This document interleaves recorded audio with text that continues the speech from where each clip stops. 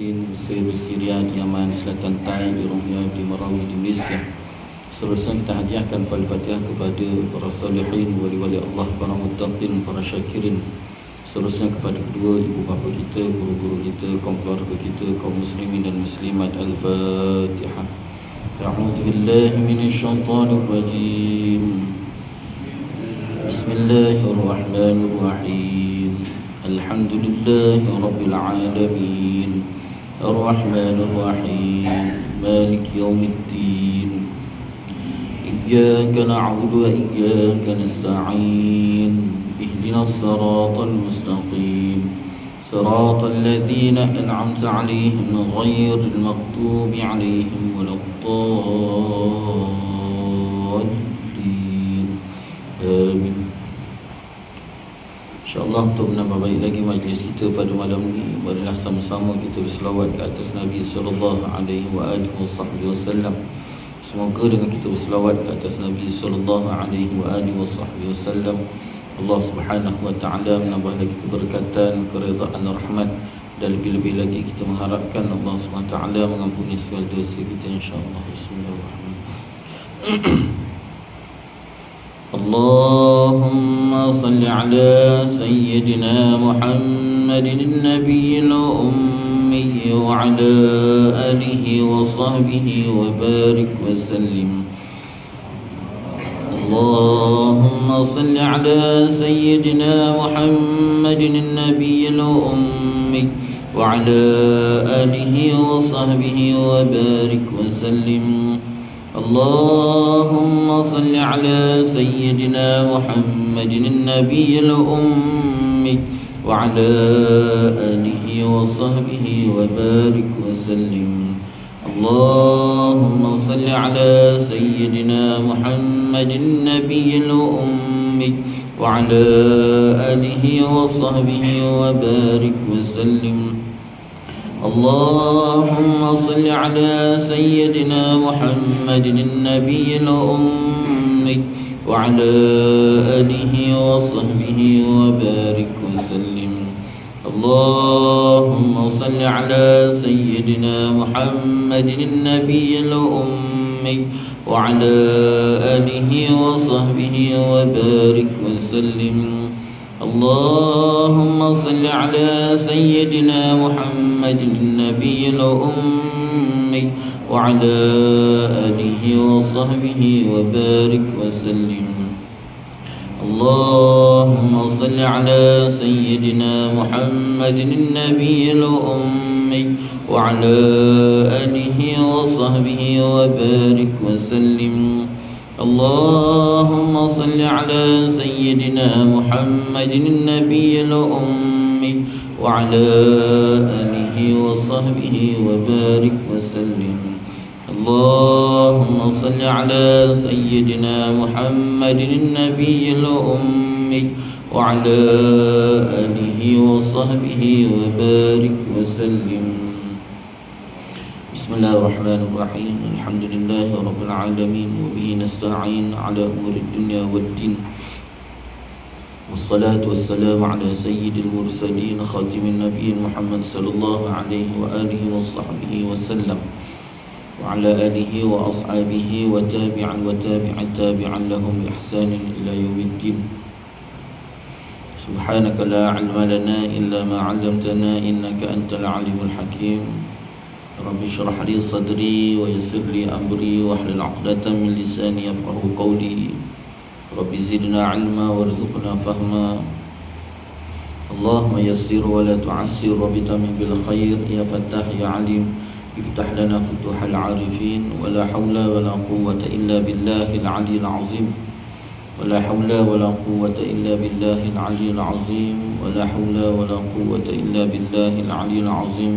أما بعد. قال الله تعالى في القرآن العظيم: أعوذ بالله من الشيطان الرجيم. بسم الله الرحمن الرحيم. ألم نشرح لك صدرك ووضعنا عنك وزرك الذي أنقض ظهرك ورفعنا لك ذكرك فإن مع العسر يسرا إن مع العسر يسرا فإذا فرغت فانصب إلى ربك فارغب. صدق الله العظيم. Alhamdulillah, pertama-tamanya marilah sama-sama kita merafakkan rasa syukur kita ke hadrat Allah Subhanahu wa taala. Dengan keizinan Allah Subhanahu wa taala dapat sama-sama kita bertemu dan kita bersua lagi pada malam ini. Dan sama-sama kita mengharapkan semoga pertemuan kita pada malam ini Allah Subhanahu wa taala penuhkan dengan keberkatan, keredaan, rahmat, dan lebih-lebih lagi kita mengharapkan Allah Subhanahu wa taala mengampuni segala dosa kita insya-Allah.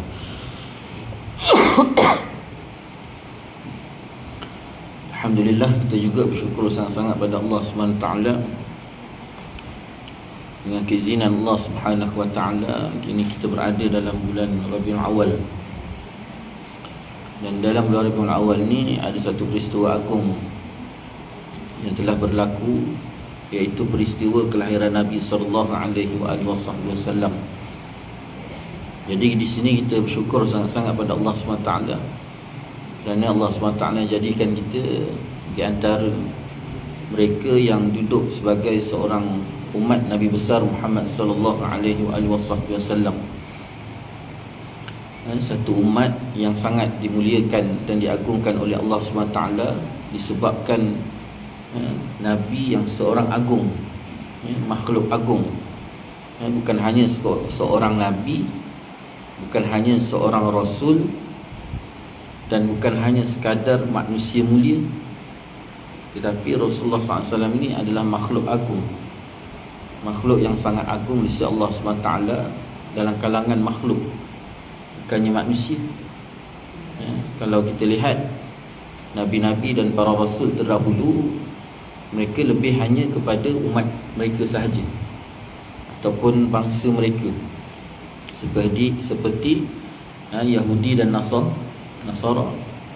Tetapi Nabi besar Muhammad sallallahu alaihi wasallam ini Allah SWT sebut secara jelas bahawa Allah Ta'ala utuskan Nabi SAW ini untuk rahmat sekalian alam. Wa ma arsalnaka illa rahmatan lil alamin. Dan tidak kami utuskan akan kau wahai Muhammad kecuali rahmat, kecuali rahmat bagi sekalian alam. Rahmat dekat sini ada pelbagai maksud ataupun erti yang telah dibawa oleh para ulama. Yang pertama, rahmat dengan makna kasih sayang tersebut, iaitu Nabi bangkit pembawa rahmat. Nabi SAW itu dibangkitkan sebagai pembawa rahmat. Satu. Yang keduanya dengan makna Nabi SAW itu sendiri kemuncak menzahirkan rahmat dan kasih sayang Allah Subhanahu wa taala. Pertama, dia bawa rahmat. Yang kedua, dia sendiri itu menggambarkan kemuncak ataupun menzahirkan kemuncak rahmat Allah. Allah nak gambarkan betapa luasnya rahmat Allah itu dengan Allah bangkitkan Nabi SAW tadi. Dan Nabi ni adalah kemuncak menggambarkan bagaimana luasnya rahmat Allah SWT. Dua. Yang ketiga pula, iaitu jasad dan juga sifat Nabi SAW itu dipelopori dengan seluruh rahmat. Maknanya daripada jasad Nabi sampai sifat Nabi, kepribadian Nabi, sampai kehidupan Nabi SAW itu sendiri mengandungi rahmat ataupun mengandungi kasih sayang yang sangat hebat. Sehingga sampaikan, kalau kita lihat sahabat, satu kelebihan yang Allah SWT berikan kepada Nabi SAW ini, iaitu sesiapa sahaja yang melihat Nabi sallallahu alaihi wasallam, maka dia akan rasa sayang sangat, dan dia akan rasa sangat Nabi sayang dia. Nabi SAW itu sayang sangat dia. Itu satu kelebihan yang Allah Ta'ala berikan kepada Nabi Muhammad sallallahu alaihi wasallam. Dan Allah berikan juga kelebihan itu kepada Nabi Allah Musa AS. Dua sahaja Nabi, dua sahaja manusia yang diterima ataupun yang mendapat kelebihan tersebut. Sesiapa yang melihat dia melihat dia tu, baginda SAW itu rasa sayang, rasa sayang kepada baginda, dan dia yang melihat tadi tu pula rasa sangat-sangat baginda tu sayang sangat pada dia. Jadi ada imbal balik. Kita tengok orang Saya tengok Haji, saya rasa sayang pada Haji. Tapi nak saya rasakan Haji tu sayang sangat pada saya tu belum tentu. Itu biasa. Kadang-kadang kanak-kanak bayi, sebagaimana Rasulullah SAW sendiri dilihat oleh pandangan tatapan pertama yang dilihat oleh Abdul Muttalib. Abdul Muttalib tengok Rasulullah, dia kata apa, perasaan ini tidak pernah ku alami dan ku rasai sebelum ini. Ku sayang sangat pada anak ini dan ku rasa sangat anak ini sangat-sangat sayang padaku. Ada imbal balik. Kita tengok bayi, biasanya kita rasa sayang, tapi nak kita rasakan bayi itu sayang kita belum tentu. Kadang-kadang dia jeling lagi. Tapi Nabi SAW itu tidak. Siapa yang lihat Nabi SAW itu, dia rasa sayang pada Nabi SAW, dan dia rasa Nabi SAW itu sayang sangat pada dia. Itu tiga keadaan kemuncak bagaimana yang dikatakan rahmat tersebut. Kemudian lil alamin, Nabi bawa rahmat tadi. Rahmat tersebut bukan hanya sekadar berkisar pada manusia, tetapi al-alamin. Apa yang dikatakan al-alamin? Ma siwallah, sesuatu selain daripada Allah itu alam. Maknanya kasih sayang tersebut yang Nabi SAW bawa tadi itu, semuanya merasai. Tidak ada satu pun yang melepasi daripada merasai rasa kasih sayang Allah SWT yang dibangunkan ataupun yang dibawa oleh Nabi SAW. Allah, selain daripada Allah, alam. Arash Allah, alam. Syurga Allah, alam. Sidratul Muntaha Allah, alam. Neraka Allah, alam. Para malaikat Allah, alam. Apa lagi? Seluruh makhluk Allah ni semua alam. Termasuk si jahat tu Namrud pun alam. Fir'aun alam. Kemuncak kepala jahat. Siapa kepala jahat? Azazil, Iblis. Iblis pun termasuk alam. Semua tu rahmat. Itu semua merasai rahmat Allah SWT yang dibawa oleh Nabi SAW. Jadi Nabi SAW ni bukan hanya sekadar seorang Nabi, seorang Rasul yang membawa syariat, tetapi lebih jauh besar daripada itu, jauh lebih agung. Sebabnya nilaian Nabi SAW itu bukan dilihat pada kacamata manusia semata-mata, tetapi makhluk Allah SWT itu sendiri pun melihat keagungan Nabi SAW. Kerana sebab apa Nabi ni agung? Nabi SAW agung disebabkan dia berdempet dengan yang maha agung. Siapa yang maha agung? Allah. Nabi SAW berdempet dengan Allah yang maha agung, sehingga Nabi SAW itu agung. Dan Nabi SAW itu pula agung, dia itu pula bukan hanya sekadar fizikal jasadnya agung, bukan hanya sekadar sifatnya itu agung, sampai tahap sesiapa yang bersama dia itu pun agung. Siapa sahaja yang bersama Nabi SAW itu akan agung. Dan sesiapa sahaja yang menggendong, katalah belum lagi Nabi lahir, tapi yang menggendong cahaya Nur Muhammad tadi. Ini seorang sahabat, dia datang jumpa Nabi SAW. Saya tak ingat nama dia. Dia datang jumpa Rasulullah SAW. Dia tanya, ya Rasulullah, apakah makhluk pertama yang dijadikan oleh Allah SWT? Apakah makhluk pertama yang Allah jadikan? Lalu Rasulullah SAW sebut cahaya nabimu. Cahaya nabimu. Maknanya awal-awal kejadian makhluk itu, yang pertama Allah jadikan adalah cahaya nabimu. Apa maksudnya? Nur Muhammad tu awal-awal Allah jadikan tu. Jadi daripada Nur Muhammad itulah berjalan sampaikan Allah Ta'ala letak dalam sulbi Nabi Allah Adam AS, turun pada Nabi Allah Idris, Nuh, Hud, Saleh, sampai kemuncak pada Nabi Allah Ibrahim. Kemudian Allah berikan susul jalur melalui Nabi Allah Ismail AS. Kemudian turun. Jadi setiap mereka yang mengkandung dalam sulbinya cahaya Nur Muhammad tadi, maka dia agung. Yang mengkandung tu pun agung. Itu sebab kalau kita lihat bagaimana satu hari Jibril AS datang jumpa Nabi Allah Ibrahim AS. Dia datang jumpa Nabi Allah Ibrahim. Dia bagi tahu, hai Ibrahim, Allah sampaikan berita gembira kepada engkau, iaitu isteri engkau Sarah sedang hamil anak yang bernama Ishak, dan anak Ishak itu bernama Yakub. Dan daripada kalangan anak itulah akan lahirnya para nabi dan para Rasul. Ini satu keagungan yang Allah SWT berikan kepada Nabi Allah Ibrahim melalui Nabi Allah Ishak dan juga Yaqub. Jadi Jibril berlalu pergi. Nabi Allah Ibrahim bermunajat pada Allah SWT sebagai tanda syukur, terima kasih pada Allah atas keagungan yang Allah SWT berikan kepada Nabi Allah Ibrahim. Tetapi dalam dia rasa syukur tadi, terselit di dadanya itu perasaan sedih. Kenapa dia sedih? Dia sedih ayah, mak yang dikasihi oleh Allah SWT, iaitu mengingatkan tentang anaknya yang Ismail tadi. Dia berbangga dengan Ishak, tetapi terselit dalam hatinya kesedihan memikirkan Ismail. Yang mana Ismail lahir-lahir saja dah dihantar dekat tengah-tengah padang pasir. Duduk dekat sana, padang pasir gersang. Jangan kata binatang, pohon pun tak ada. Orang tak nak lalu dekat situ. Itu sifat padang pasir yang diduduki oleh Nabi Allah Ismail ketika itu. Jadi Ismail ni macam mana? Terluahlah Nabi Allah Ibrahim bermunajat pada Allah, bagaimana pula dengan Ismail. Sampai begitu sekali Allah uji Nabi Allah Ismail AS. Tetapi ketika luahan rasa sedih tersebut, Allah jawab, wahai Ibrahim, kuberikan kau Ishak dan Yaqub dan keturunannya Nabi dan Rasul serta kitab.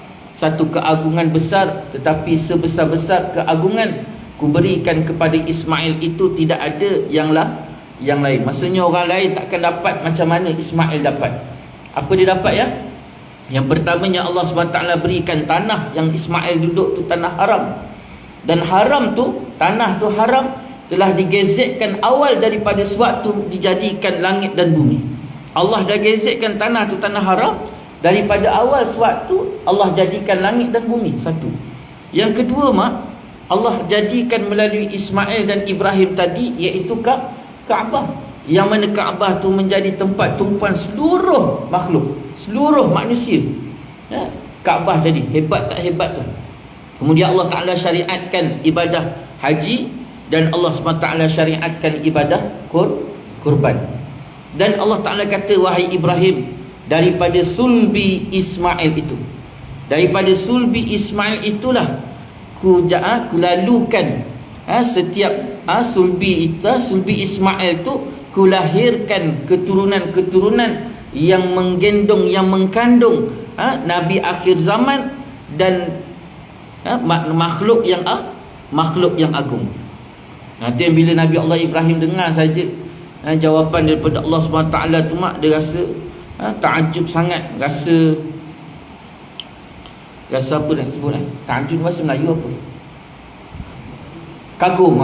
Rasa kagum sangat dengan apa yang Allah Ta'ala beri. Maknanya selama ni pahit, perit, jerit, nak tangis yang dilalui oleh Nabi Allah Ismail dan Hajar tu, ada perancangan besar yang telah ditetapkan oleh Allah SWT kepada Nabi Allah Ismail. Daripada sulbi tu sulbi Nabi Allah Ismail tu akan lahir keturunan tu yang mana keturunan tadi tu akan menggendong Nabi cahaya Nur Muhammad, dan akhir daripada situlah akan melahirkan Nabi Muhammad sallallahu alaihi wasallam, satu makhluk yang sangat agung. Itu sebabnya kalau kita lihat satu hadis Nabi SAW, Nabi SAW gambarkan bagaimana keturunan Rasulullah SAW ini, keturunanku ni terpelihara daripada dua perkara. Pertamanya Nabi kata, iaitu terpelihara daripada perbuatan syirik, dan yang keduanya terpelihara daripada perbuatan zina. Dua perkara ni. Dan daripada kata-kata Nabi SAW inilah nak digambarkan bahawa susul jalur keturunan Nabi ni jelas. Apa maksud jelas kat sini Jelas ni kalau kita buka kitab sirah Nabi SAW yang membicarakan tentang nasab Nabi, maka dekat situ kita akan nampak dan lihat secara jelas bahawa setiap nasab Nabi tu, contohnya Abdullah, Muhammad bin Abdullah tu datang daripada bangsa mana? Dia tu pula daripada siapa? Bapa dia, mak dia siapa? Kemudian isterinya tu pula daripada bangsa mana?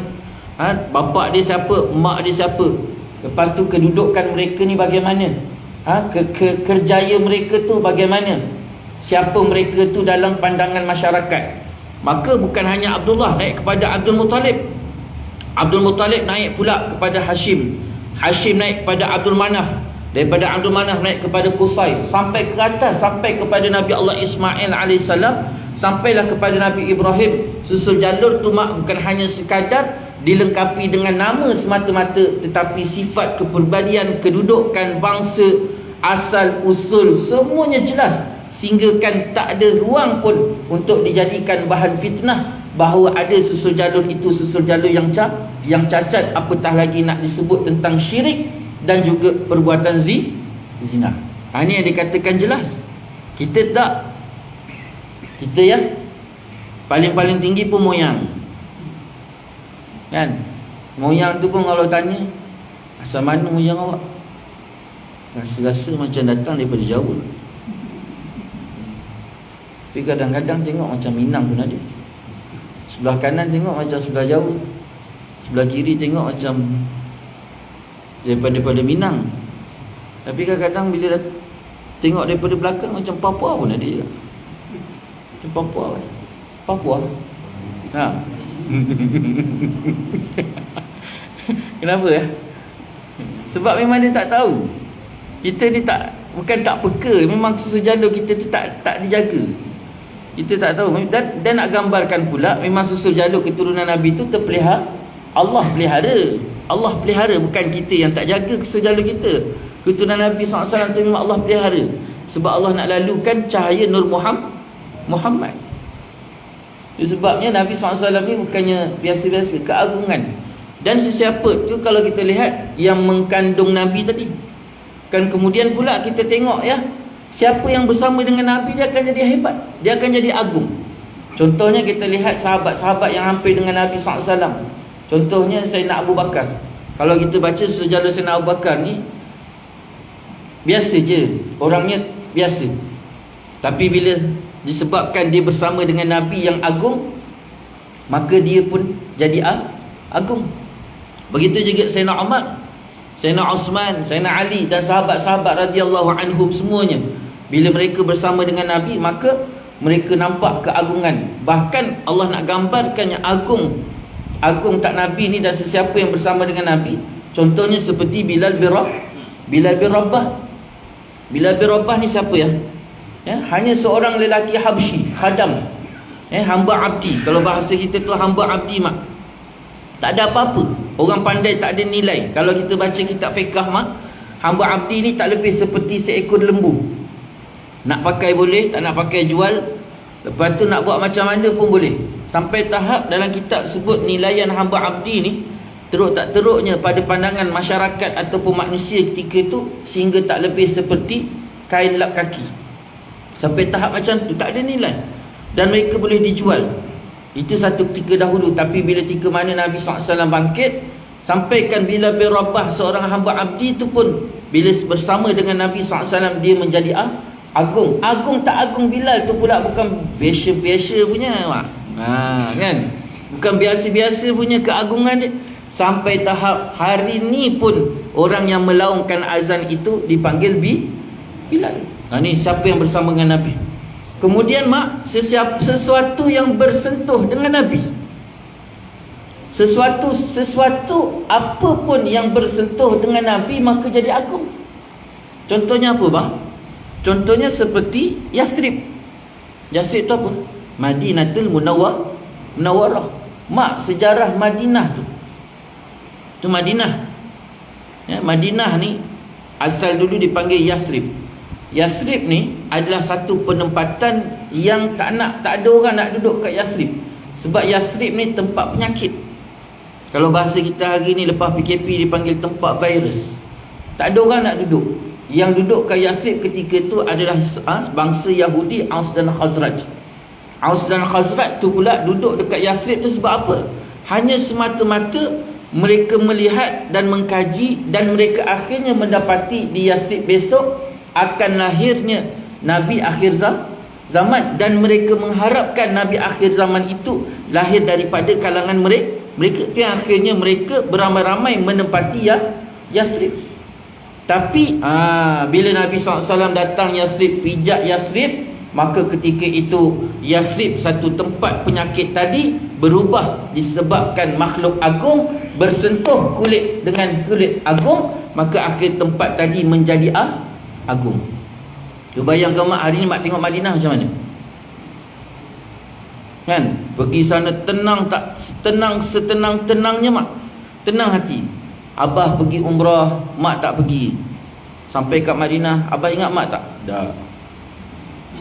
Mak pergi umrah, abah tak pergi. Sampai kat Madinah, mak ingat abah tak? Dah. Mana ingat? Saja je tu buat-buat konon-kononnya. Ustaz nak beli SIM card kat mana acah je tu. Sebenarnya hati dia tak ada dah. Dia buat-buat ingat je tu. Lepas tu punya telefon kawan, saya tak jumpa lah dekat SIM card, tak boleh telefon lah. Padahal jangan kacau, hati tenang. Ini Mekah, Madinah mak. Begitu juga apa yang Allah Ta'ala berikan kepada Nabi Allah Ismail tadi. Allah Ta'ala bagikan tanah Mekah, tanah haram Mekah. Kemudian Allah Ta'ala bagi Kaabah. Allah bagi pada Nabi Allah Ismail dan Nabi Allah Ibrahim adalah persediaan untuk menyambut kelahiran Nabi SAW. Sampai tahap macam tu. Nak menyambut makhluk agung ni mak, bukannya manusia mulia. Kalau manusia mulia tu mungkin di kalangan manusia, tapi ini satu makhluk agung.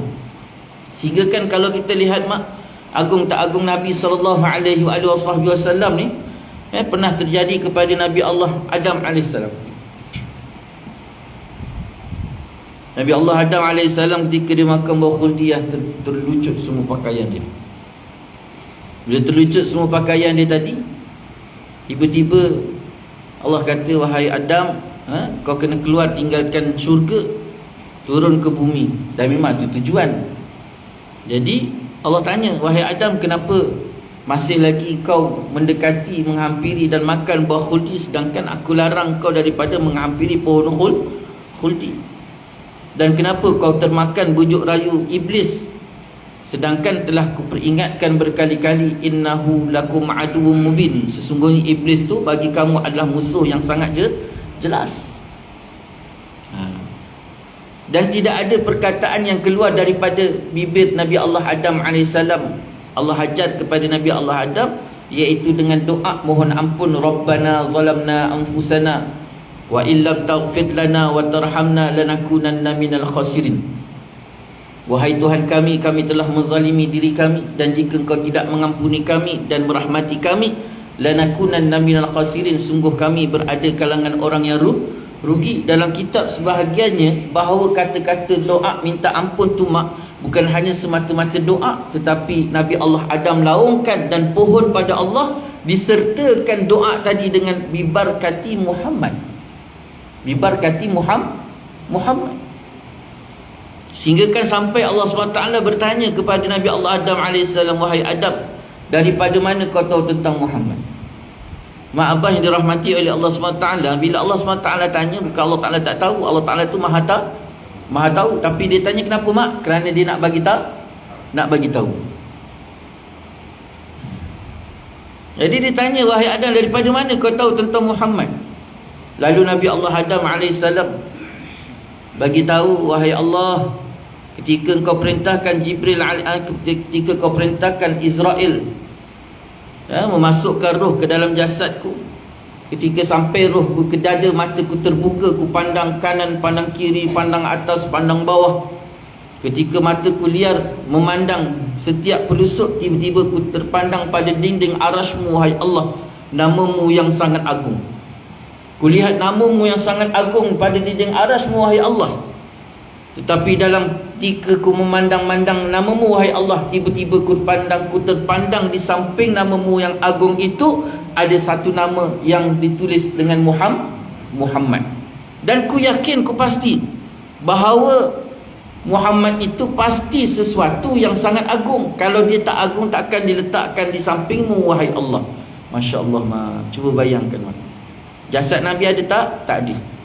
Walaupun jasad Rasulullah SAW itu belum dilahirkan lagi, tetapi namanya itu telah agung. Sangat-sangat agung. Adakah dah dikenali? Sudah. Makhluk sudah dikenali nama Muhammad itu. Contohnya mak, kita lihat bagaimana peristiwa yang berlaku kepada Nabi Allah Musa AS. Nabi Allah Musa kata di hujung usianya dia duduk Allahumma salli ala Muhammad, duduk dalam keadaan beribadah pada Allah. Jika dia duduk beribadah pada Allah SWT tadi, tiba-tiba lalu seekor semut lalu dekat depan dia. Bila semut lalu tu, macam kita jugalah, kita kan bila tengah makan semut lalu tu kan kita menyapa semut. Lagi-lagi pula dia makan kita punya ikan, naik dekat ikan itu dia makan. Jadi Nabi Allah Musa AS, dia pun tanya, wahai semut, apa hikmah Allah SWT jadikan kau wahai semut? Jadi menyapa tu menyapa biasa, tak ada menyapa apa-apa pun tujuan. Dia pun tak menyangka bahawa semut tu akan berhenti. Rupanya semut tadi berhenti. Bila dia berhenti saja, dia pun memaling muka pada Nabi Allah Musa AS. Bila dia paling saja muka, semut tadi pun berkata, wahai Musa, Allah SWT jadikanku pada waktu malam ku bertasbih pada Allah SWT, subhanallah walhamdulillah wala ilaha illallah wallahu akbar. Dan pada siang hari pula Allah perintahkanku supaya berselawat ke atas Muhammad, Allahumma salli ala Muhammad. Nabi Allah Musa ketika tu bila dengar saja jawapan daripada semut tadi saat itu, detik itu juga Nabi Allah Musa sedih sesedih-sedihnya dan rasa malu sangat pada Allah SWT, sehingga akhirnya riwayat menceritakan saat itu sehingga akhir hayatnya tidak ada lain yang dia buat kecuali bertaubat pada Allah Subhanahu wa taala. Itu kisah. Cuba bayangkan makhluk Allah SWT dah berselawat ke atas Nabi SAW itu daripada dulu lagi. Mereka dah berselawat dan mereka mengenali Nabi Muhammad sallallahu alaihi wasallam. Nak gambarkan betapa agungnya Nabi sallallahu alaihi wasallam. Agung tak agung Nabi SAW ni sampailah kemuncak. Kemuncak bila tika mana Nabi sallallahu alaihi wasallam nak dilahirkan. Ni kita potong skip habis. Nak dilahirkan tika tu dunia dalam keadaan kering kontang, kemarau panjang, panas. Bukan Mekah saja, bukan Madinah, bahkan dunia dalam keadaan kemarau panjang. Jadi bila tika tu ayah Nabi SAW ni dah meninggal dunia, Sayyidina Abdullah ni dah meninggal dah. Dalam kitab sirah ada yang menyebutkan bahawa Sayyidina Abdullah ni dia sempat 3 hari saja bersama Aminah. Ada riwayat kata 2 bulan, tapi dalam kitab sirah tersebut 3 hari je. Dia kahwin tu sempat 3 hari. Kemudian Abdul Muttalib minta pada dia supaya pergi ke Yathrib. Buat apa kat Yathrib? Supaya menziarahi keluarga mak kepada Abdul Muttalib. Mak kepada Abdul Muttalib asalnya Yathrib. Tu asal dia. Jadi pergi ziarah mak nenek kepada Abdullah tadi, keluarga belah nenek dia, dan dalam masa yang sama berurusan kebun kurma. Jadi dalam kitab sirah tu dia tak sebutlah kebun kurma tu keluarga punya ke atas sebab ataupun disebabkan perniagaan, wallahu alam. Cuma disebut 2 sebab tu. Jadi pada peringkat awal Aminah ni berat nak dilepaskan Sayyidina Abdullah ni. Tapi disebabkan Abdul Muttalib tu minta pergi juga, akhirnya dilepaskan juga pergi. Sampai ke sana tu duduk di sana hampir sebulan. Dia jatuh sakit, dipendekkan, akhirnya dia meninggal. Berita tu sampai ke Mekah. Penduduk Mekah rasa sedih pilu ketika tu. Bukan hanya kalangan Bani bangsa Quraisy saja rasa sedih, bahkan seluruh penduduk Mekah. Sebab mereka ni sayang sangat dengan Sayyidina Abdullah ni sangat-sangat sayang.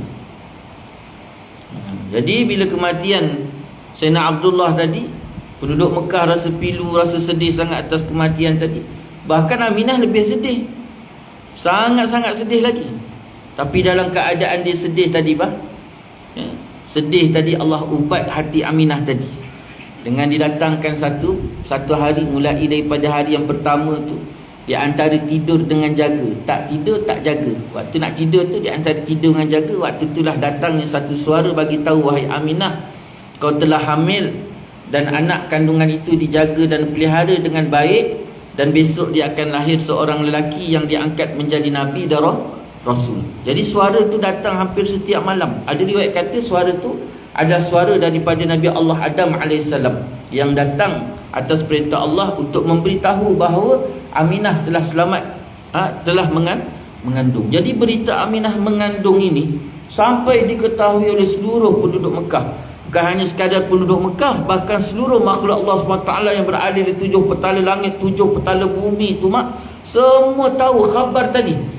Dan bila mereka tahu saja, seronok mereka mendengar, gembira tak gembira, sampaikan setiap makhluk yang berada di 7 petala langit dan 7 petala bumi itu tidak ada ungkapan lain yang lahir daripada 2 bibir mereka itu kecuali mereka mengungkapkan subhanallah walhamdulillah wala ilaha illallah wallahu akbar, subhanallah walhamdulillah wala ilaha illallah wallahu akbar, sampaikan tahap binatang-binatang ternakan, binatang-binatang yang digembala, kambing-kambing yang digembala tu, pengembala-pengembalanya itu, penternak-penternak tu, mak, mendengar dengan jelas pada telinga mereka, bibir-bibir, mulut-mulut binatang ternakan mereka itu mengucapkan subhanallah walhamdulillah wala ilaha illallah wallahu akbar, subhanallah walhamdulillah wala ilaha illallah wallahu akbar. Kerana apa?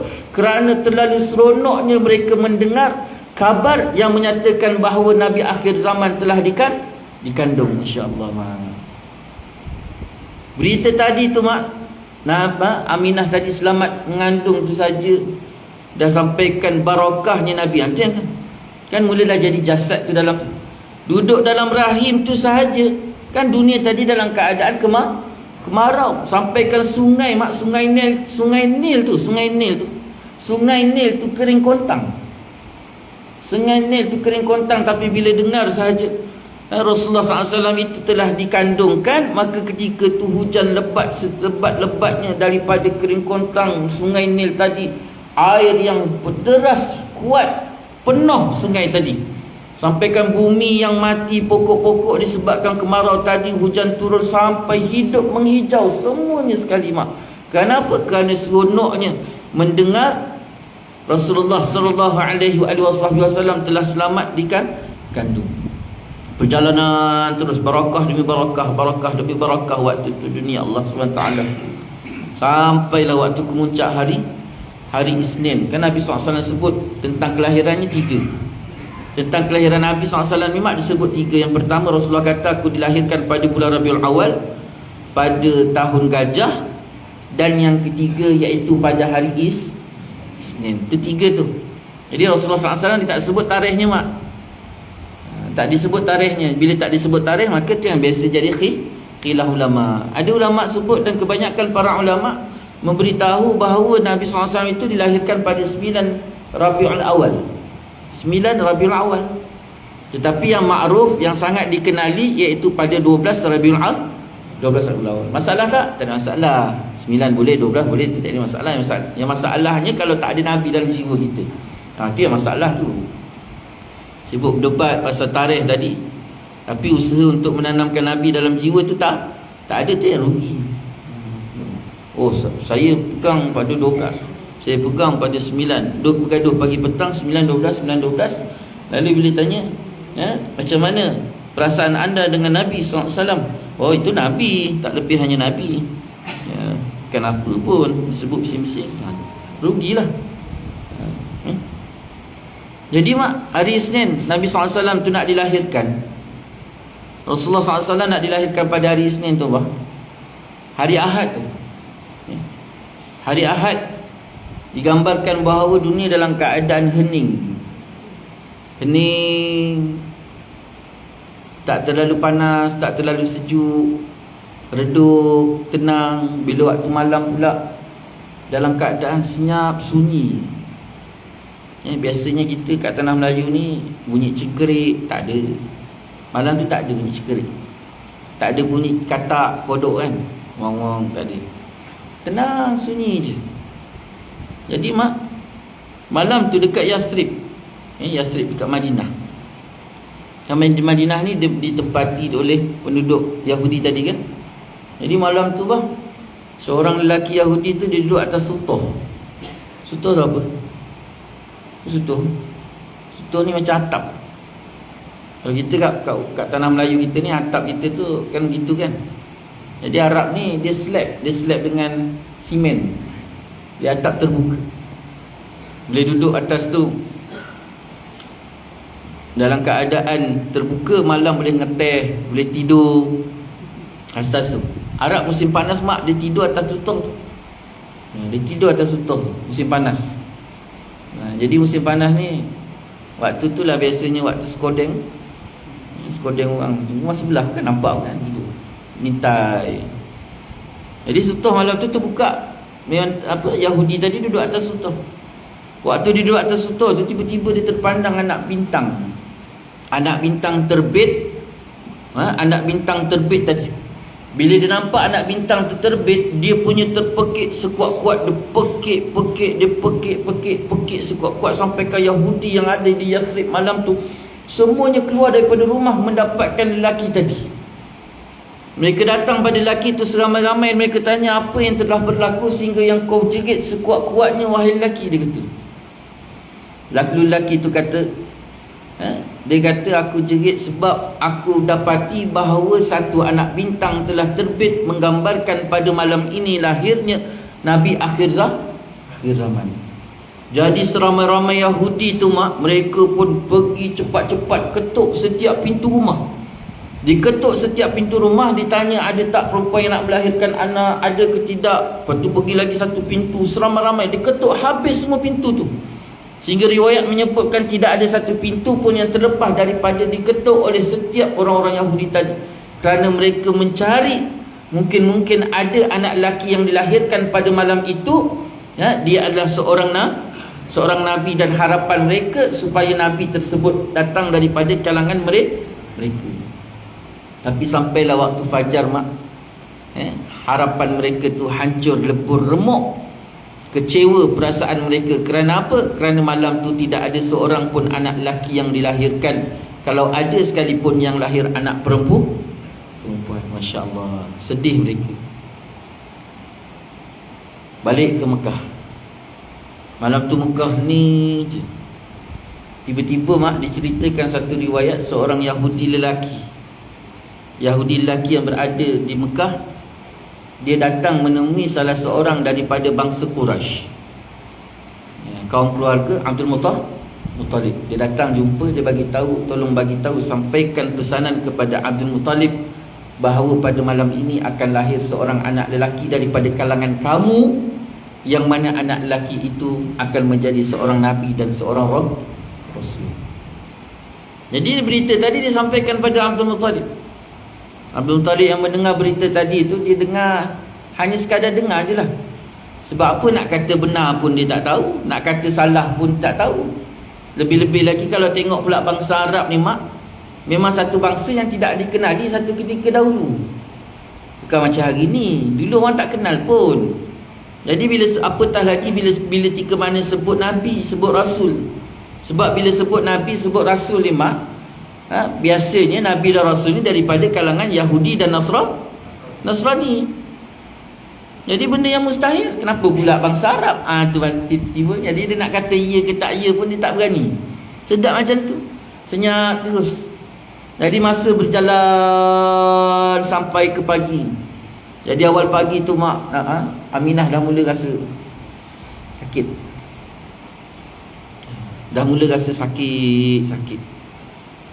Aminah mengandung ni mak, hamilnya Aminah ni dia tak sebagaimana ibu-ibu lain hamil.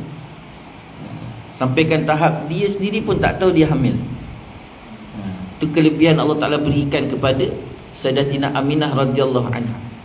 Sampai tahap macam tu, dia tak tahu dia hamil. Cuma yang dia rasa bila nak bersalin tadi tu, waktu dia nak bersalin tu baru dia terasa sakit. Waktu itulah dia kejut Ummu Aiman. Dia kejut Ummu Aiman pagi tu, dipanggil Ummu Aiman. Ummu Aiman datang, kenapa Aminah? Siapa Ummu Aiman mak? Ummu Aiman ni ialah khadam Abdullah, khadam kepada Sayyidina Abdullah yang ditinggalkan setelah meninggalnya Abdullah. Ummu Aiman ni khadam kepada Abdullah. Abdullah tinggalkan dia setelah dia meninggal dan diwariskan kepada Aminah. Jadi Ummu Aiman ni nama dia Barakah Al-Habsyi. Balik nanti mak baca kisah Umm Aiman ni. Umm Aiman ni adalah orang yang paling lama bersama dengan Nabi SAW. Daripada dialah di antara orang yang bertanggungjawab menyambut kelahiran Nabi SAW sampailah Rasulullah SAW wafat. Sehingga kan dalam hadis Nabi SAW, Rasulullah sebut Umm Aiman ni di antara mereka yang dipanggil mak. Umm Aiman ni Rasulullah panggil mak. Betapa rapatnya Rasulullah dengan Ummu Aiman. Dan Ummu Aiman ni kahwin 2 kali yang dikahwinkan oleh Rasulullah SAW. Suami yang pertama cerai atas sebab Ummu Aiman beriman dengan Nabi SAW. Suami dia tak diterima, dia cerai. Dan yang kedua pula, Rasulullah isytiharkan kepada Ummu Aiman, kepada para sahabat, sesiapa sahaja, siapa yang nak mengahwini wanita syurga. Masya Allah. Rasulullah kata, siapa yang nak mengahwini wanita syurga? 3 tu yang mengangkat tangan iaitu Zaid bin Harisah, iaitu anak angkat Nabi SAW. Dia angkat. Kalau saya ada itu, saya pun angkat. Yelah, kita tak pasti kita masuk syurga ke tidak, betul tak kan?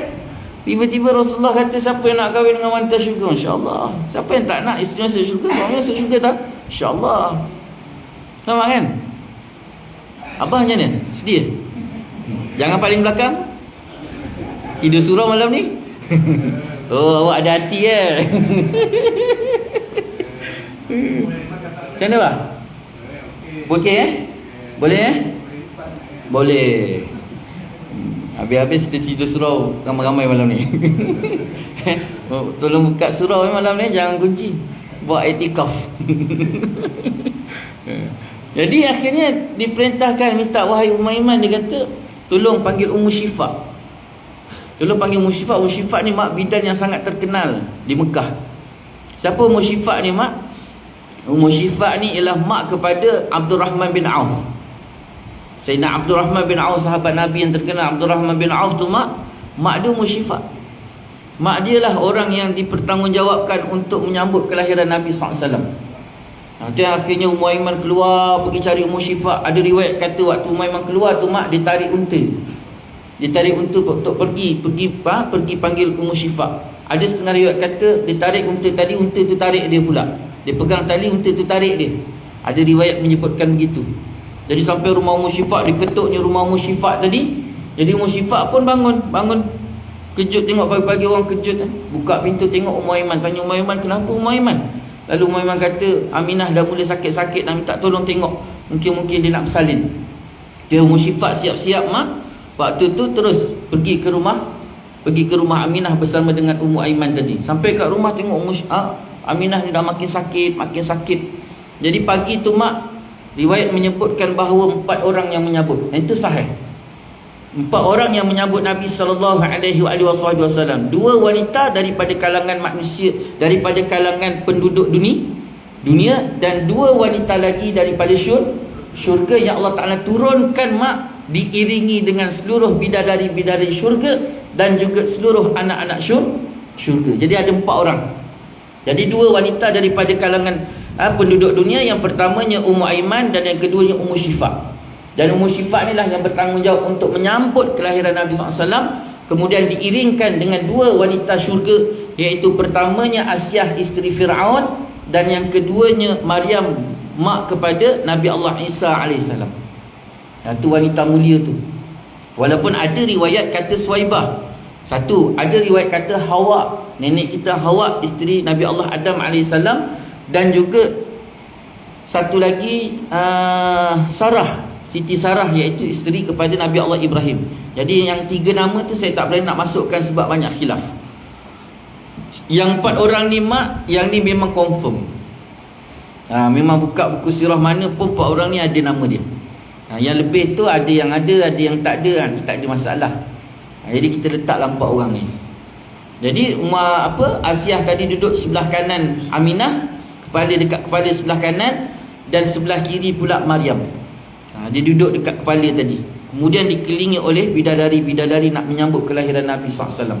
Jadi pagi tu mak, pagi ketika Nabi SAW nak dilahirkan tadi itulah diriwayatkan semula Diriwayatkan semula oleh Abdul Rahman bin Auf, bagi tahu bahawa makku Ummu Syifa telah menceritakan semula kepadaku bagaimana peristiwa yang berlaku ketika kelahiran Nabi sallallahu alaihi wasallam. Maksudnya sahih ke tak? Sahih lah. Apa yang berlaku, mak? Ummu Syifa kata yang pertamanya Aminah dia dah mula sakit. Tiba-tiba mak terkejut Ummu Syifa. Dia bagi tahu apa, mak? Wahai Ummu Syifa, dia kata anak dah lahir. Anak dah lahir. Kan orang tengah duduk siap-siap, Ummu Syifa orang tengah siap-siap, dia kata dah lahir. Bila kata dah lahir tadi, dia pun terkejut. Bila terkejut sebab tak ada nak teran ke apa ke, tak ada, tiba-tiba dah lahir je. Bila kata dah lahir tadi, mak, Ummu Syifa pun pergi dekat, dia pun buka kain tadi. Bila dia buka kain tu saja, mak, dia terkejut-kejutnya. Macam mana nak gambarkan tu? Terkejut sekejut. Macam mana? Terperanjat seperteperanjat-peranjatnya. Macam tu kan? Macam terkejut, mak. Ummu Syifa buka je, selak je kain tu, dia punya terkejut, mak. Kenapa? Kerana yang pertamanya dia mendapati cahaya sekuat-kuatnya datang daripada tubuh Nabi sallallahu alaihi wasallam. Ummu Syifa terkejut kerana cahaya terlalu kuat sehingga kan sampai bukan hanya sekadar cahaya melingkari rumah Aminah pagi tersebut, sampaikan Mekah, sampaikan alam ketika itu tidak ada satu ruang pun yang terlepas daripada dimasuki oleh cahaya yang datang daripada tubuh Nabi sallallahu alaihi wasallam. Kejut Ummu Syifa. Kemudian Ummu Syifa kata, aku terkejut lagi kerana mendapati anak tersebut dalam keadaan sujud. Rasulullah tadi, mak, bila dia selak tadi kan cahaya tu dah terkejut dah. Kemudian dia terkejut tengok Rasulullah tu duduk dalam keadaan sujud. Bayangkan bayi, mak, kan dia cekang lahir kan, tangan dia lurus kan, mana ada bengkok-bengkok ke apa, bengkok sikit lebih kurang macam tu lah, tak ada nak bengkok habis. Kaki ni lagi tak boleh bengkok. Tiba-tiba Rasulullah SAW tu lahir dalam keadaan sujud, mak. Kemudian dia terkejut lagi kerana pada pundaknya jelas ditulis Muhammad Rasulullah Khatimun Nabiyyin. Pada pundaknya tu ada daging lebihan nampak, timbul yang menulis Khatimun Nabiyyin. Kemudian Ummu Syifa tadi dia kata, aku angkat bayi tadi, mendapati bayi tadi bersih sebersihnya, tidak sebagaimana bayi lain.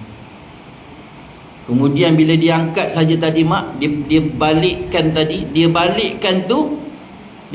Nabi SAW tadi, mak, tangan Nabi SAW itu dalam keadaan lurus menunjuk arah ke langit, seperti menggambarkan bahawa besok dia akan menjadi penghubung di antara Allah dan seluruh makhluk yang berada di dunia.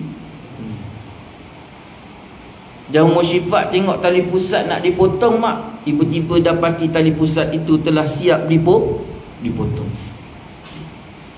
Kemudian bila Ummu Syifa tengok pula pada kemaluan nak tengok lelaki ke perempuan, mak, terkejut sekian kalinya kerana mendapati seorang lelaki dalam keadaan telah disunat.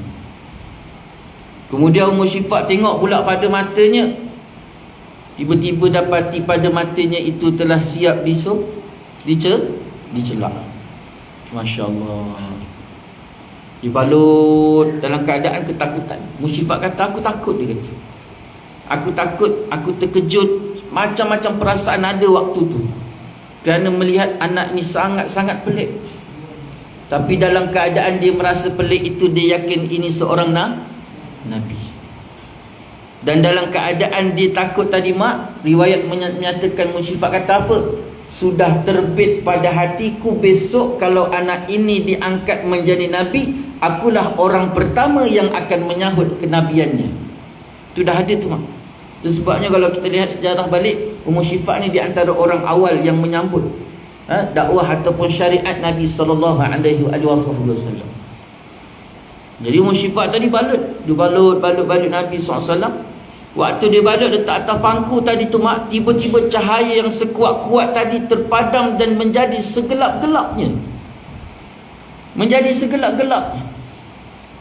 Sehingga sekian kali Ummu Syifa kata, aku terkejut dalam keadaan ketakutan. Dia kata, menggigil-gigil aku. Tadi cahaya kuat, tiba-tiba gelap. Dan lebih terkejut lagi, lebih aku takut lagi bila tika mana aku dapati ada lelaki yang datang dalam keadaan berjubah tetapi tidak berwajah. Dalam keadaan berjubah tetapi tidak berwajah. Apa maksud tak berwajah? Tak ada muka. Tak. Yang maksud tak berwajah, iaitu mukanya tak terlihat disebabkan gelap. Itu maksudnya. Jadi ketika itulah aku dengar sejelas-jelasnya pada telingaku, pada pendengaranku, lelaki itu bertanya, nak dibawa ke mana anak ini? Nak dibawa ke mana anak ini? Seorang lelaki lain pula menjawab, anak ini nak dibawa ke timur. Lalu lelaki tersebut bertanya lagi, nak dibawa ke mana anak ini? Seorang lelaki lain pula menjawab, nak dibawa ke barat. Laki tersebut bertanya lagi, nak dibawa ke mana anak ini? Laki lain pula yang menjawab, nak dibawa ke utara. Dan laki tersebut bertanya lagi, nak bawa ke mana anak ini? Anak ini nak dibawa ke selatan. Riwayat menceritakan bahawa yang datang itu Jibril AS atas perintah Allah Subhanahu Wa Taala untuk mengambil jasad Rasulullah SAW, dibawa ke langit untuk perlihatkan kepada seluruh makhluk-makhluk Allah SWT yang berada di langit dan seluruh makhluk Allah SWT yang berada di bumi. Dan ketika itu Allah perintahkan seluruh malaikat yang ada di 7 petal langit untuk berbaris menyambut kedatangan Nabi SAW. Bagi malaikat yang menjaga neraka, maka diperintahkan oleh Allah SWT supaya tutup pintu neraka serapat-rapatnya. Dan bagi malaikat yang menjaga pintu syurga, diperintahkan supaya membuka pintu syurga seluas-luasnya. Jadi akhirnya Jibril pun bawa Nabi SAW, bawa naik ke atas. Bila diperlihatkan kepada penduduk langit, maka ketika itu tidak ada ungkapan lain yang lahir daripada dua bibir mereka kecuali sekian kalinya mereka bertasbih kepada Allah Subhanahu Wa Taala. Subhanallah walhamdulillah wala ilaha illallah wallahu akbar. Subhanallah walhamdulillah wala ilaha illallah wallahu akbar.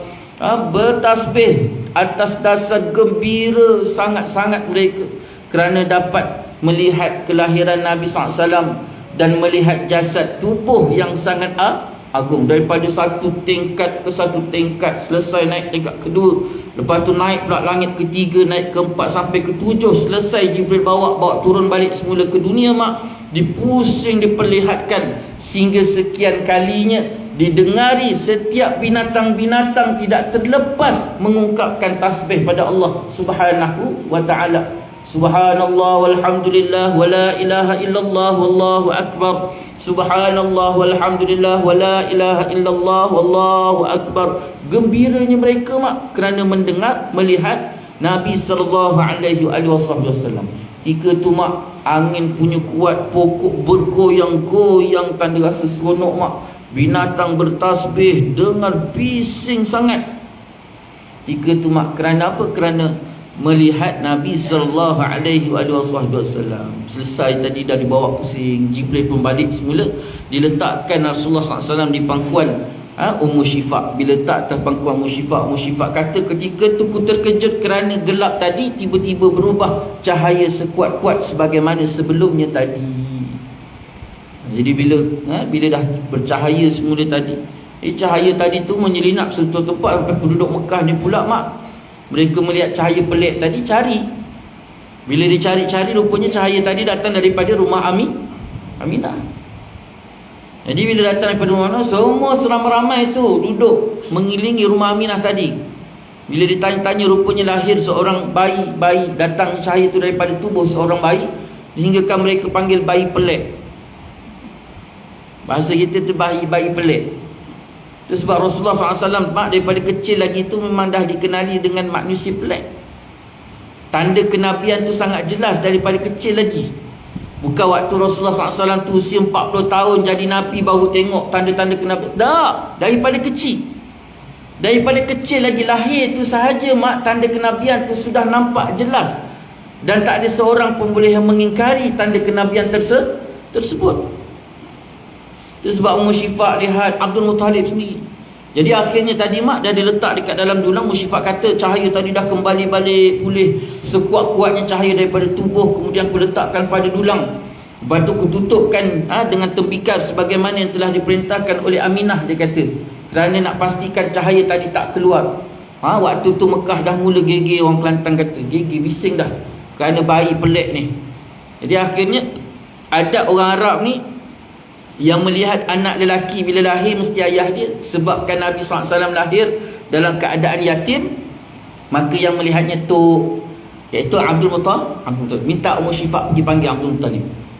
Ummu Syifa tadi bekas tadi, Ummu Syifa pun letak kat dalam satu bilik, ditutup bilik tadi kunci, kerana tak nak diganggu. Jadi minta pada Ummu Aiman, Aminah minta pada Ummu Aiman pergi panggil Abdul Muttalib untuk Nabi SAW. Keluar rumah lagi, bila lagi tengok, cari Abdul Muttalib, rupanya Abdul Muttalib tengah tawaf. Panggil tuan. Berhenti Abdul Muttalib. Ummu Aiman pun datang. Wahai tuan, Aminah telah selamat melahirkan anak. Seronok dia. Seronok mengingatkan dia kepada Abdullah. Dia seronok tak ada 2-3 sebab dia rindu sangat ke Abdullah. Kemudian pula bila dia tanya anak lelaki ke perempuan, anak lelaki dia punya seronoknya, sebab waktu zaman jahiliah tu mak, anak lelaki ni satu anak yang membanggakan. Dia rasa seronok. Tapi dalam keadaan seronoknya Abdul Muttalib tu mak, terselit pada hatinya kerisauan. Sebab apa dia risau? Sebab dia teringatkan kata-kata Yahudi malam tadi tu. Dia teringat kata-kata Yahudi tu. Risau dia. Sebab dia tahu bahawa keselamatan anak cucunya tadi pasti tergugat. Jadi terus dia bersama dengan Ummu Aiman tadi balik ke rumah Aminah. Balik rumah Aminah, bila dia ketuk buka pintu, tengok Aminah sihat-sihat, dia kata. Kemudian di mana anak-anak sihat-sihat, di mana anak-anak dalam bilik, buka pintu bilik. Bila buka pintu bilik, waktu Abdul Muttalib buka saja, bertentanglah di antara Abdul Muttalib dengan bekas yang menutup tubuh Nabi SAW. Waktu tu riwayat menceritakan mak, bekas tembikar yang menutup tubuh Nabi tu pecah dua. Pecah dua bah. Kenapa pecah dua? Kerana cahaya yang terlalu kuat datang daripada tubuh Nabi SAW. Dan ketika tu Abdul Muttalib kata apa? Bertentang matalah di antara mataku dengan mata Muhammad, dia kata, dengan mata anak kecil ni, sehingga terlancar daripada dua bibirku tidak ada ungkapan lain. Ku katakan bahawa aku tak pernah rasa perasaan ini sebelum ini, dia kata. Tak pernah aku rasa perasaan ini sebelum ni, dia kata. Aku rasa sayang sangat pada anak ini, dan ku rasakan anak ini sangat-sangat sayang padaku. Itu yang tadi tu, kelebihan yang Allah Ta'ala berikan kepada Nabi Muhammad SAW. Abdul Muttalib terus berlutut. Dia pun terus ambil Nabi SAW, letak atas pangkuan. Bila dia ambil letak atas pangkuan, terus dia pikah bangun, jumpa Aminah, minta izin nak sambung balik tawaf, nak bawa Nabi SAW ke Kaabah. Sampai kat Kaabah dia pun tawaf. Selesai tawaf, masuk dalam Kaabah, dijulangnya Nabi. Abdul Muttalib julang Nabi SAW tu, dia berdoa, minta pada Allah. Yang pertama di antara doa yang diminta, minta pada Allah, wahai Allah, aku minta pada engkau supaya engkau jaga dan pelihara anak ini. Jaga dan pelihara anak, berikan keselamatan kepada anak ini, wahai Allah. Jadikan anak ini seagung-agung makhluk, wahai Allah. Dan seluas-luas pujian terhadap anak ini. Dan akhirnya dia beri nama dengan nama Ahmad dan juga Muhammad. Nama tu pun Allah ilhamkan kepada Abdul Muttalib dan Aminah. Ada riwayat kata daripada Yahudi tu. Yahudi sendiri tu yang mencadangkan bahawa anak tu dinama dengan nama Ahmad. Siapa Yahudi tu sebenarnya? Yahudi ni abah yang dikasihi oleh Allah SWT. Mereka ni, dia ni sampaikan tahap Allah gambarkan sifat Yahudi ni, mereka ni jauh lebih mengenali Nabi SAW dibandingkan anak mereka sendiri. Dia jauh lebih kenal Nabi. Tu yang sampaikan mereka boleh pergi ke Yathrib tu. Tu yang sampai Yahudi tu boleh cerita malam tu akan lahir anak lelaki daripada kalangan kamu, akan menjadi Nabi. Kerana mereka tahu tanda-tanda tu, mereka nampak. Dan habis dia berdoa tadi, Abdul Muttalib pun serah balik Nabi SAW kepada bondanya Sayyidatina Aminah radhiyallahu anha. Serah pada Aminah pun ambil. Jadi Aminah ni orang pertama. Ada riwayat kata Aminah menjadi ibu susuan yang pertama. Ada yang riwayat mengatakan Aminah ni ibu susuan yang pertama, menyatakan bahawa sempat dia menyusukan Rasulullah SAW ni selama 3 hari. Ada yang kata 9 hari. Tapi ada riwayat kata Aminah ni tak sempat nak menyusukan Rasulullah SAW kerana dia tak ada susu. Dia tak ada susu. Jadi yang menyusukan Rasulullah ketika itu adalah Suwaibah. Siapa Suwaibah? Ibu susuan Nabi, khadam kepada Abu Lahab. Jadi kisah Suwaibah ni pula. Jadi Abu Lahab ni bila dengar saja Aminah dah melahirkan anak pula gege satu Mekah cerita bahawa anak yang Aminah lahir ni anak pelik. Jadi berita tu sampai kepada Abu Lahab. Jadi Abu Lahab ni mak, dia perintah pada Suwaibah, wahai Suwaibah, pergi tengok Aminah. Ni cerita pula anak ni anak pelik. Dia kata apa yang berlaku ni? Dan kau pergilah bantu apa yang kau boleh bantu. Dia kata tolong apa yang boleh ditolong. Jadi Suwaibah ni pun pergi rumah Aminah. Dia ketuk dia rumah Aminah. Aminah buka pintu. Ditanya Aminah sihat ke tak? Sihat. Ditanya anak ada dekat dalam bekas. Kalau kita dalam bakul. Ini bakul anak. Jadi dibawa. Suwaibah mendekati. Sampai Aminah kata pergilah tengok. Dia jalan sikit dia berhenti. Kemudian dia jalan sikit dia berhenti. Kenapa dia takut? Bayangkan anak pelik mak. Budak pelik. Dengan cahaya, dengan dia datang sampai dah dekat tu pun kain yang menutup Nabi SAW, kain untuk Suwaibah dah pegang kain tu, kain yang dipegang tu pun tak terbuka mak. Kerana ketakutannya Suwaibah tadi. Tapi Aminah kata buka, tengok buka. Jadi Suwaibah beranikan diri dia buka mak, buka. Dia punya terkejut mak mendapati sesempurna-sempurna tubuh, sesempurna-sempurna kejadian dan sesempurna-sempurna sifat. Hingga akhirnya Suwaibah tutup balik. Dia kata dia tak acuh, rasa kagum sangat. Balik bagi tahu pada tuan dia, bagi tahu pada Abu Lahab, mak. Abu Lahab punya seronok lah dengar. Itu yang sampai akhirnya dia memerdekakan Suwaibah. Baiklah. Jadi bapa Nabi SAW, bapa saudara Nabi ni ada nama dia Abbas. Sayyidina Abbas ni mak, pernah satu hari lepas dia meninggal matinya Abu Lahab ni, dia pernah mimpi jumpa dengan Abu Lahab. Jadi ketika dia mimpi Abu Lahab, dia tanya, wahai Abu Lahab, bagaimana keadaan kau wahai Abu Lahab? Jadi Abu Lahab jawab, dia kata macam inilah, dia kata dalam keadaan disiksa oleh Allah SWT dalam neraka. Auzubillah min zalik. Tapi dia kata, cuma dia kata setiap hari Isnin Allah berikan pelepasan padaku. Setiap hari Isnin berikan pelepasan, tidak diazab. Dan juga dia kata Allah berikan pelepasan padaku tadi, dan terbit air daripada celah jariku di antara ibu jari dan telunjukku. Dia kata lahir terbit air daripada celah jariku di antara ibu jari dan telunjuk, sehingga setiap hari Isnin terbitnya air tadi aku boleh minum air daripada air yang terbit. Boleh aku minum daripada air yang terbit tadi. Sehingga kan Sayyidina Abbas kata apa, wahai Abu Lahab, apa yang telah kau lakukan sehingga Allah berikan sebegitu rupa kebaikan dan pelepasan pada engkau wahai Abu Lahab. Sebab Abu Lahab ni mak jahat. Allah celakakan dia tu sampaikan Allah datangkan suratul Masad, betul tak? Tabbat yada abi lahabi wa tabb. Kan? Sampai tahap macam tu. Tapi tahap macam tu pun masih lagi ada pelepasan diberikan oleh Allah SWT. Jadi Sayyidina Abbas tanya, apa yang kau lakukan sampai macam tu sekali kebaikan Allah berikan pada engkau?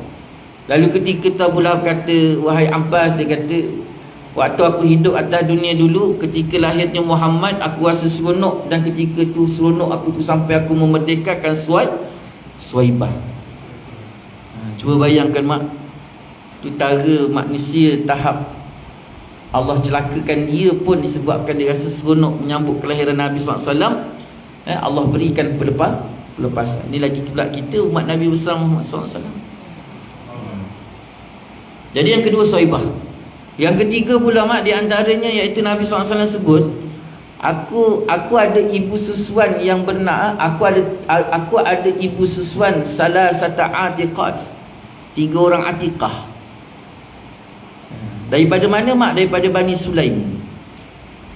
Jadi bila Rasulullah SAW ni bising Mekah, lahir dalam keadaan bayi pelik tadi, semua orang nak datang tengok Nabi SAW.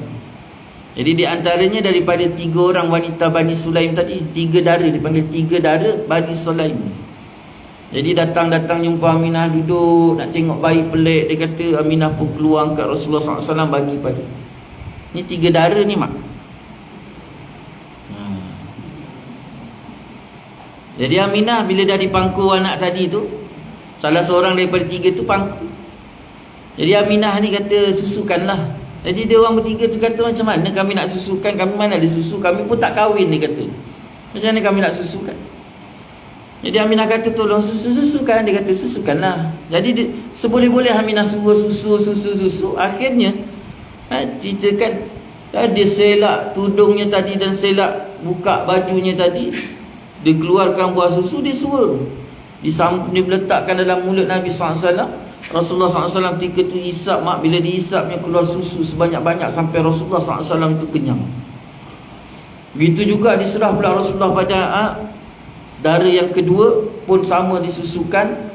Sampai dara yang ketiga mereka terkejut kerana dapati walaupun mereka tak ada susu, bila Rasulullah isap saja terus keluar susu sampai Rasulullah SAW kenyang mak, sekenyang-kenyangnya. Nak gambarkan betapa barakahnya Nabi SAW. Kemudian tak lama selepas tu datang pula di antaranya seorang wanita yang usianya 15 tahun, kawan baik mak dia iaitu Sayyidatina Aminah, mak pada Rasulullah SAW. Ada kawan baik umur 15 tahun. Dia pun nak tengok bayi pelik. Bila dia duduk dia tanya. Lalu Sayyidatina Aminah radhiyallahu anha pun ambil Rasulullah, diberikan di pangku. Jadi waktu di pangku tadi mak, ketika di pangku tadi tu, sedang di pangku tadi tu mak, tiba-tiba dia berdoa pada Allah, wahai Allah, jadikan anak ini sebagai peneman hidupku sehingga aku mati. Wahai Allah, jadikan anak ini sebagai peneman hidupku sehingga aku mati. Mak siapa dia mak? Siapa dia? Sayyidatina Khadijah radhiyallahu anha. Sayyidatina Khadijah tahu tak tu suami dia? Dia tahu tak? Dia tahu ke? Dia tak tahu. Dia tahu tak itu bakal Nabi? Tak. Dia tahu tak itu bakal Rasul? Tak. Tapi Allah hantar dia mak. Kenapa? Kerana Allah nak sambut kelahiran agung sehingga bakal isteri pun datang untuk menyambut kelahiran Nabi SAW. Sampai tahap macam tu. Betapa hebatnya kelahiran Nabi SAW. Sampailah cerita tadi tak lama diserahkan Rasulullah SAW kepada Halimatus Sa'diyah. Besarlah Nabi SAW. Salah satu sebab dihantar Halimah tadi kerana apa? Adat orang Arab, anak kecil mesti membesar di kampung. Itu sebabnya Halimah ni ada riwayat menyebutkan dia juga pernah menyusukan Sayyidina Hamzah. Dan ada riwayat kata dia tak menyusukan Sayyidina Hamzah, tapi dia berjiran dengan ibu susuan kepada Sayyidina Hamzah. Siapa Sayyidina Hamzah ni? Bapa saudara Nabi SAW. Itu memang jadi adat orang Arab. Tapi dalam masa yang sama mak, ada juga diceritakan bahawa Rasulullah dikeluarkan daripada Mekah itu atas dasar sebab menjaga dan memelihara keselamatan Nabi SAW. Ketika tu orang Yahudi dah mula tahu bahawa Nabi telah selamat dilahirkan dan mereka telah mula menjejaki Nabi SAW untuk dibunuh. Itu sebabnya banyak sangat episod-episod bahawa keselamatan Nabi itu terancam. Bahkan para ulama menceritakan di antara tanda Nabi akhir zaman yang diceritakan dalam kitab Taurat dan Zabur serta Injil, bahawa Nabi tersebut ciri-cirinya dikejar dan hendak dibunuh. Bukan setelah jadi Nabi, daripada lahir lagi telah dikejar, diburu dan hendak dibunuh. Itu sifat dia. Itu sebabnya kita lihat, kita sambut kelahiran Nabi SAW ni bukan hanya sekadar menyambut, celebrate atau hanya mengingat-ingat saja. Tak. Hanya sekadar kita mendengar. Tak. Hanya sekadar mengenali semata-mata. Tidak. Tetapi kita nak berusaha memperbaiki pemahaman kita, pengetahuan kita dalam nak mengagungkan Nabi SAW, sehingga kita harap sangat-sangat pada Allah. Allah tanamkan dalam hati kita ni mak rasa cinta kepada Nabi SAW. Kenapa? Sekalipun Allah berikan dunia pada dua tangan kita ya, Allah berikan dua tangan kita ni, dunia sekalipun kalau tidak ada Nabi SAW, maka dunia tadi tak ada nilai. Sekalipun Allah berikan syurga Firdaus. Syurga Firdaus hebat tak? Hebat. Sebesar-besar syurga, sebesar-besar nikmat penyediaan Allah berikan pada syurga Firdaus.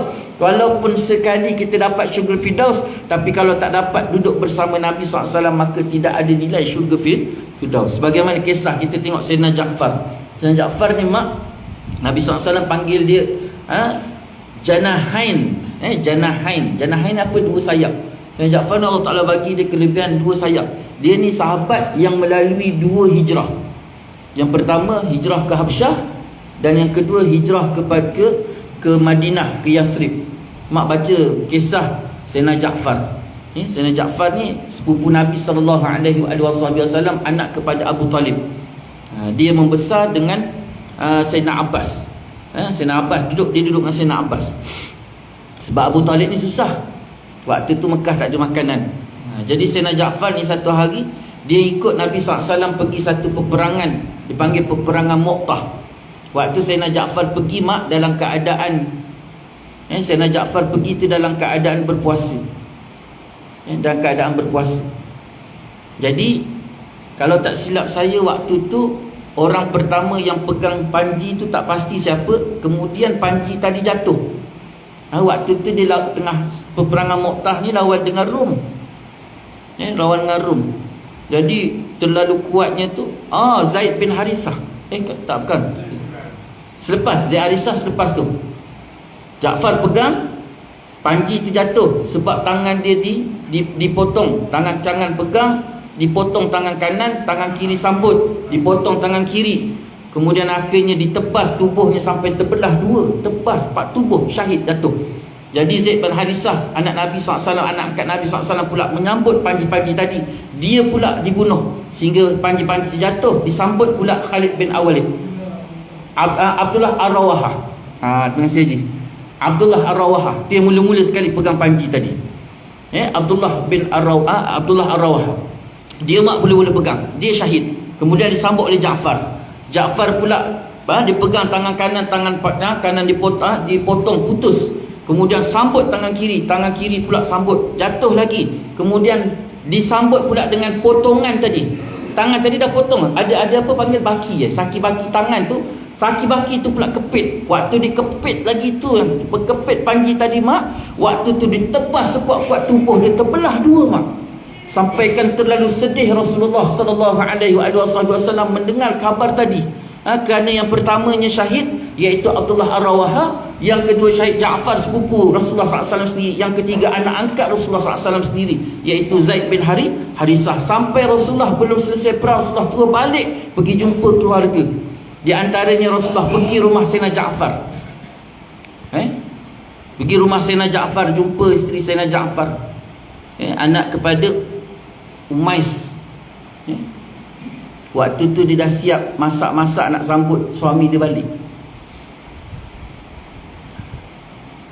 Dia dah siapkan roti nak sambut Sayyidina Ja'far balik daripada perang. Anak-anak dah siap mandi. Rasulullah pegang anak, tengok roti dah siap.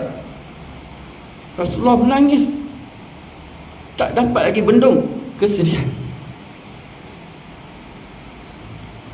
Sehingga kan Umais tanya, ceritakan kepadaku bagaimana keadaan suamiku. Ceritakan kepadaku bagaimana keadaan suamiku. Ketika itu Sayyidina Ja'far, Rasulullah SAW dah tak tahan lagi. Rasulullah kata, Ja'far dah syahid. Padahal dia baru balik daripada Habsyah ketika itu. Belum sempat lagi lama dengan isteri dia.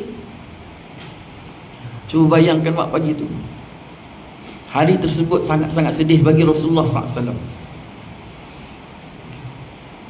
Sehingga kan Rasulullah ceritakan bahawa aku mimpi pada malam tadi, ku dapati Ja'far dalam keadaan Janahain, iaitu sahabat yang bersayap, berterbang-terbangan di dalam syurga bersama dengan para malaikat ada sayap, sebabkan dua tangan tadi. Jadi riwayat menceritakan ketika pagi tu dia syahid tu, Allah SWT nak raikan Sayyidina Ja'far ni di dalam keadaan puasa. Allah perintahkan malaikat ambil Sayyidina Ja'far, bawa ke syurga untuk sampai waktu berbuka, Sayyidina Ja'far berbuka dalam syurga. Bawa ke syurga untuk berbuka, untuk meraihkan Sayyidina Ja'far ni mak. Tapi bila tiga mana sampai ke dalam syurga, Sayyidina Ja'far boleh tanya, wahai malaikat, di mana Muhammad? Wahai malaikat, di mana Muhammad? Lalu ketika itu malaikat menjawab, Muhammad mana ada dalam syurga, Muhammad masih lagi di dunia. Sayyidina Ja'far minta kepada malaikat tadi supaya bawa pulang ke syurga, ke dunia. Bawa pulang, tolong bawa aku pulang semula ke dunia, dia kata. Buat apa aku duduk dalam syurga? Sebesar mana sekalipun nikmat syurga, tanpa Muhammad maka syurga itu tidak ada nilai. Tanpa Muhammad syurga itu tak ada nilai senang. Balikkan aku semula.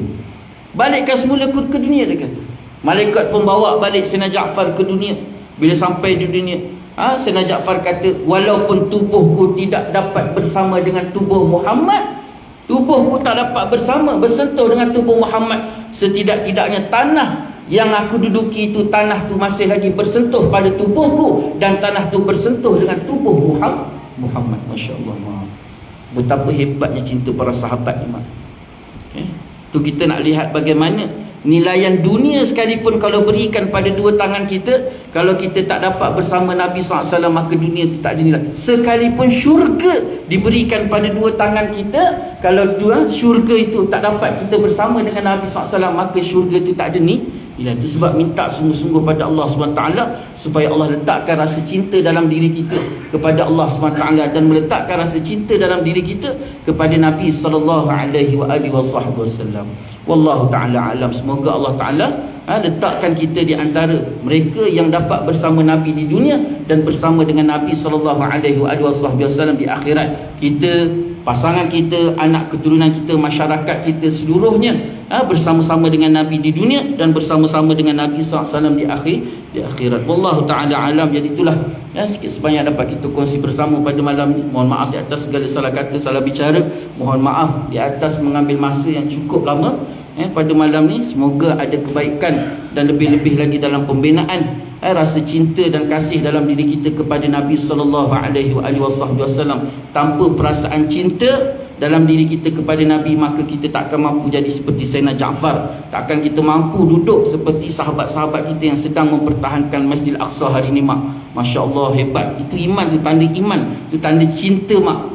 Kalau tidak ada cinta, mereka tak akan mampu duduk begitu mak. InsyaAllah semoga kita di antara mereka yang hidup bersama-sama dalam mencintai Nabi SAW di dunia dan mencintai Nabi SAW di akhirat. Wallahu ta'ala alam. Kita tangguh majlis dengan tasbih kafarat suratul Asr. Subhanakallah bihamdika asyhadu an la ilaha illa anta astaghfiruka wa atubu ilaik. Bismillahirrahmanirrahim. Wal 'asri innal insana lafi khusr illa alladhina amanu wa 'amilus solihat wa tawassaw bil haqq wa tawassaw bis sabr. A'udzu billahi minasyaitonir rajim. Bismillahirrahmanirrahim. Alhamdulillahi rabbil alamin. Wassallallahu ala sayyidina Muhammad wa ala alihi wa sahbihi wa baraka wa sallam. Allahumma rabbana zalamna anfusana wa illam taghfir lana wa tarhamna lanakunanna minal khasirin. Allahumma rabbana hab lana min azwajina wa dhurriyyatina qurrata a'yun waj'alna lil muttaqina imama. ربنا لا تزغ قلوبنا بعد إذ هديتنا وهب لنا من لدنك رحمة إنك أنت الوهاب. ربنا آتنا في الدنيا حسنة وفي الآخرة حسنة وقنا عذاب النار. وصلى الله على سيدنا محمد وعلى آله وصحبه وبارك وسلم والحمد لله رب العالمين. تقبل الله منكم وبالله التوفيق. والسلام عليكم ورحمة الله تعالى وبركاته.